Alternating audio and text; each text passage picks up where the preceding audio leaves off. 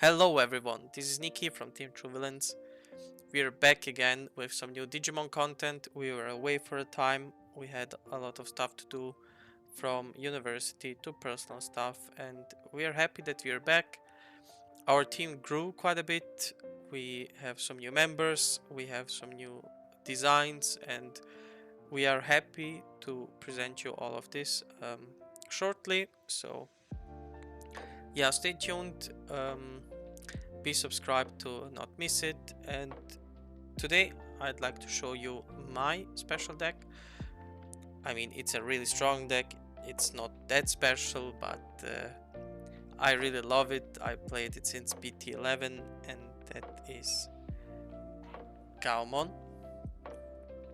So yeah, we had a lot of tournaments here in Switzerland. I went third place in a big pot tournament. I went like third or fourth place also in a big pot tournament, and yesterday I won our locals with this deck. So it is a really strong deck, and I'll show you how I built it. So to start off with the babies, I play this lineup. So it's kind of a special lineup. I put it like this. Essentially, having free jamming is really good, and we all know this card is at 1 because of that. But to make it a bit less scary and attacking, I play Demivimon just for the 1k boost, and we have some other cards that boost. You don't need to be scared to go in. So if you have 17k on your burst mode, you don't need to be scared of Digimon attacks. We have some more jamming, which you'll see later, and Vanyamon is just the best option overall. We play a lot of Tamers, and you can draw for free. Yeah, but it's more important that your Digimon survives your attacks than drawing cards, because we have a lot of card draw anyways. So yeah, these are my babies. And yeah, just to mention it, I want to maximize the chances of getting him. That's why I play 4 rookies, four babies. And yeah, then off to the rookies. This is pretty standard. I play 4 copies of the EX4 Gaomon. The gaining effect, memory gain effect is really good. The draw effect comes up often. So yeah, this is a really good card. You play him at 4 always. Then I played the 2 Gomamons. Gomamon is so good to close out games because it can't be blocked. He takes away a Digivolution card, which is also really good. So you can take away a blocker, for example, or Protoform. So you get away, you take away a lot of stuff.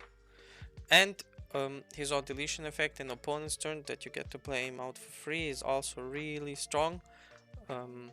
You have then a setup next turn, which doesn't have summoning sickness. So yeah, he's really strong.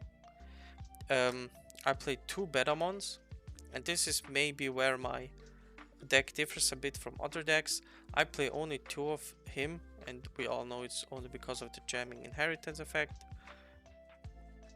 Because I don't want to pay for jamming, I'd rather put him like as a 3 cost. There's level 4s that give jamming, but I think this is much better. The on-play effect doesn't come up, but that's not important. Yeah, this is just for the jamming, and most of people play him at 4. But for me, that didn't work out, and I play 2 of these Gaomon, the Searcher ones, from BT11. I suffered a lot on my big pot tournaments that I didn't have the cards I needed, and that's why I needed the Searcher, and I didn't know where to cut. And for me, opening up 3 cards and potentially hitting 2 it's worth it. So I really love it. And what I also love doing, and this came up, which I'll show you with the level 4s, then you play out him, then you digivolve onto the onto this one, and you get to play a Tamer for free. What I love doing is like going second, digivolve in the back, playing him out. When you get 3 memories or 2, it doesn't matter, you just play him. You have 2 bodies and you get to search something. But if you have 3 memory and then you digivolve onto him, you pass only 2 memory to your opponent and you get to play Tamer for free. If you can do this, I mean, you're so much ahead. But yeah, I mean, these are some combos. Then to the 4s, I play 4 copies of Gaogamon from EX4, which also has the inheritance effect, which is good. Bouncing level 3 always happens, and I mean, you're like never scared of memory blockers or other stuff. I mean, you just bounce it back. So this card is really strong, and I play 4 copies of the BT15 Gaogamon. The push is good. The playing a Tamer for free is good, but one thing you just have to keep in mind.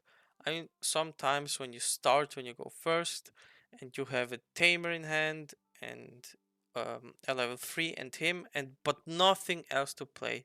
Sometimes it's just better to digivolve, not get the effect, then you don't fall behind.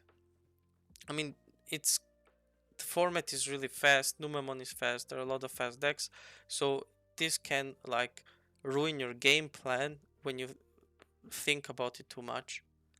But I mean, it's a phenomenal card. The thing I told you before, there's another good thing which you can do. I mean, if you digivolve like this and you get a Tamer and he stays on board, you then have room for the Blastage evolution.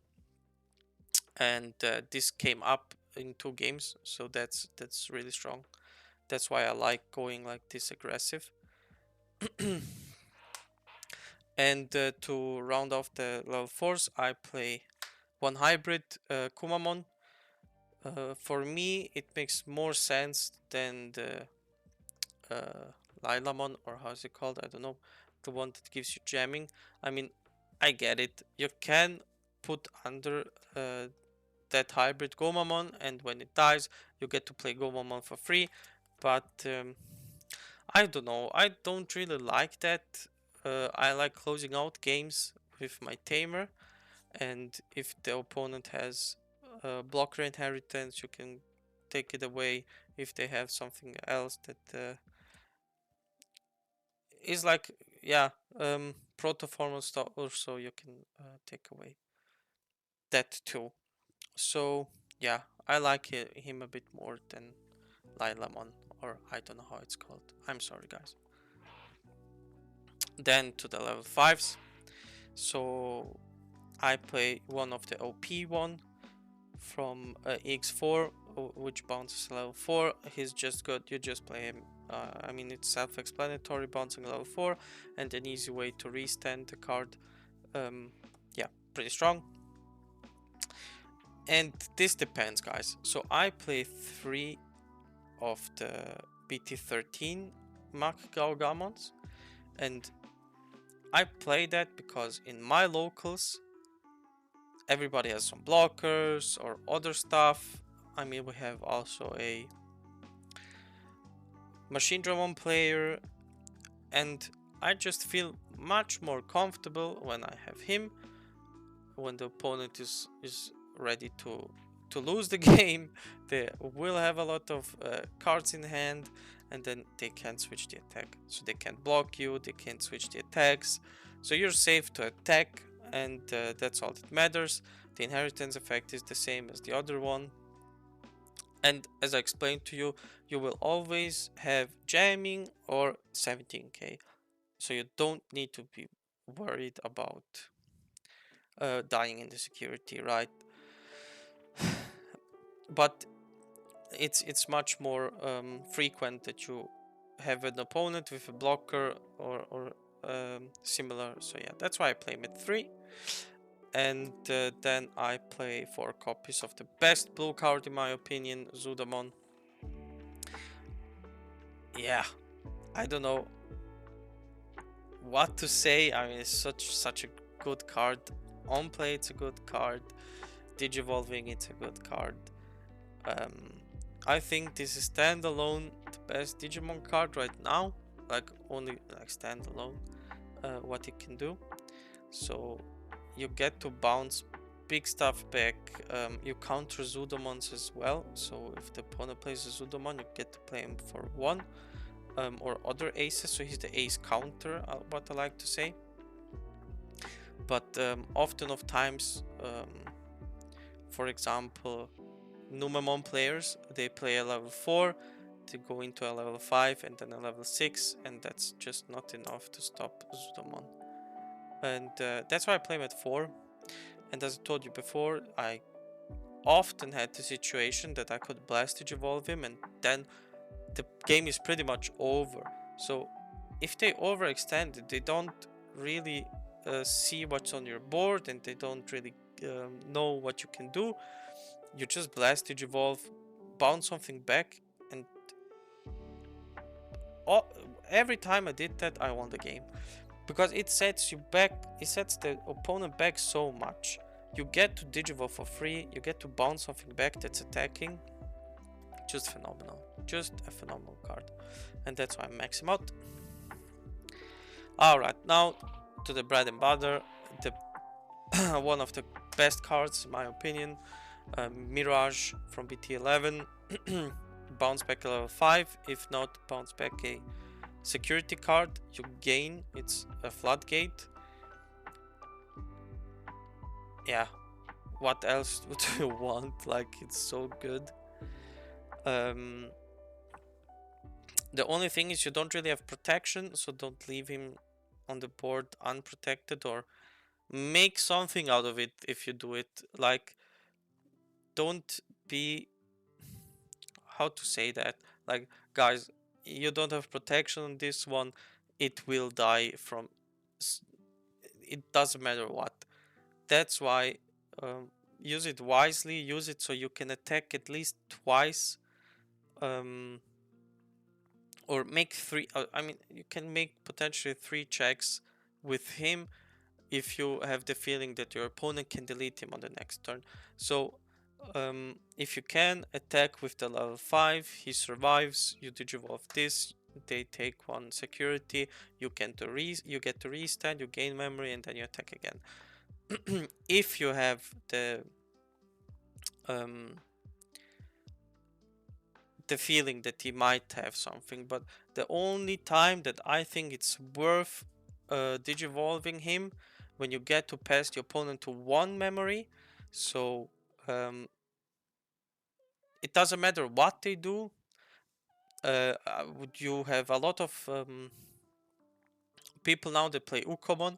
They attack. I mean, Red has Ukomon. When they attack, you let it through. When they get to draw a card from the baby effect, you gain memory. So this is really strong. It's a floodgate. So the only acceptable time that I say, okay, I will digivolve into him without attacking, is when I get to put my opponent on 1. And most of the time you'll gain 2 or 3 memory, often of times 2 memory, and they pass the turn. Okay, I mean, with Ukomon they don't, but yeah, that's another story. And what I also do, it maybe differs from others, I play 2 of the BT13 ones. The thing is, we need level 6s and we need to be consistent so we can go into burst mode. And 4 isn't enough, 5 is also not enough for me, and 6 is like a good ratio. And he's not useless. I mean, if your opponent has a Tamer, bounce it back, play your own Tamer, that's value, that's a lot of value. And you have weight, so it's hard to get rid of. and it's alterns, so you potentially can play 2 Tamers once with one, and he's protected from deletion. I mean, the nicer combo would be if you have the level 5, not this one, the blocker one, and then you go onto him, so you have a blocker that's not, that they can't delete by effect, and if you use a wait and they get to draw a card, you can restand, and then it's a blocker. I mean, the restand happens also with this card, but it's not that effective. I mean, that could be one drawback, but yeah, guys, I mean, you have to be, I mean, you have to know your locals. If I would go on a big tournament, maybe I would go one of these and 2 of the others. I'm not really sure, but for me, in my locals, this works the best. So yeah, analyze your locals. Don't like blindly copy my deck, and maybe your locals doesn't even play some blockers or stuff like that. And then to the level 7s, I mean, your main attacker and main boss card in your deck is burst mode. All the burst modes are stupidly strong. They're OP in my opinion, because you can digivolve for free, and that effect is not once per turn, makes him like a finisher, which you can set up turn 2 or 3, depends on how you draw. And when you can get to him, you mostly win. But what I really like about the deck, it's it's not autopilot. You have to know how many cards your opponent has in hand. Then you have to calculate, okay, how much memory I can get. I mean, it's stupid how much memory you get. I mean, I get it when people get frustrated because you gain a ton of memory each turn. But it's not an autopilot deck. You need to have your combos, you need to know how to do them, you need to know to sequence it well. So this is really a deck where you need to sequence well in order to win. If you don't sequence it well, you can mess it up. But if you sequence it well, you can make 6 checks easily. So yeah, OP card, really strong. The deck is one of the best right now in the meta. And yeah, burst mode just too strong. Then to the Tamers, this is just pretty much standard. 3 old Thomases from BT4 and from BT13, the new one. This is just a pretty good lineup. You need Thomas in order to use burst mode, so that's why we don't play the other one, the Nikolai Petrov. But these are like enough, let's say. I mean, you don't really need to ask for more. On play, draw 1, really nice. You get to draw into your stuff, and for 1 unsuspend for free, this card is so good. And Memory Tamer, which has another effect, you and your opponent draw cards, really good. I mean, when you don't have any other way to gain memory from your Mirage, just attack, tap him, draw a card, your opponent draws a card, you gain memory, you can restand from the level 5 inherit, and then you can go burst mode with a suspended Tamer.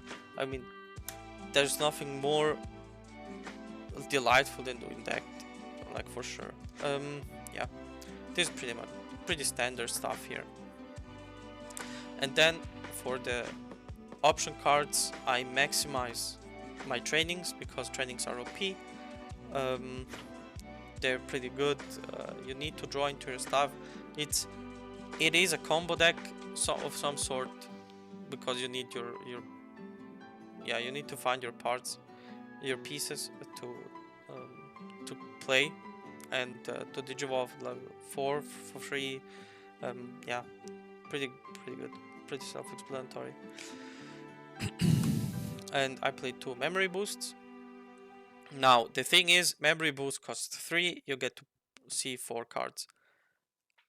You can play either 2 mental trainings instead of 1 memory boost. You get 2 cards in hand, and here you can see 4 cards. I'm not quite sure what's better. Like, it's a hard one. If you don't have enough memory and you just need 1 card, you better play blue man boost. If you have enough memory but you don't have your pieces, go for training. Yeah. And then I play 1 full moon meteor blast, meteor impact, just because it gets rid of anything. Sometimes you get it into security, and then it's just lucky you, I guess. And when you play it from hand, you gain memory, so it's never going to cost 8. That's also good. So most of times it costs only 6, and if you have Mirage on board, it costs only 4. So yeah, a really strong card. But I don't play more. I really focus on winning by attacking, not by bouncing back stuff. And then yeah, Ice Wall, pretty OP. It's just so satisfying. If you don't want to pass your opponent 3 memory, and they don't even have to attack, I mean, you just put Ice Wall, and if it's worth it for the next turn, you just do that. And it wins you games when your opponent is like fully stacked and they are ready to attack. You play this, pass them to 1, and yeah, they can't win for the turn. So this saves your turn, and that's really good. Guys, I'm sorry that I talked so much. I really love this deck. If you have questions, please ask. And yeah, thank you for listening if you made it this far, and see you in the next one. Bye guys, thank you.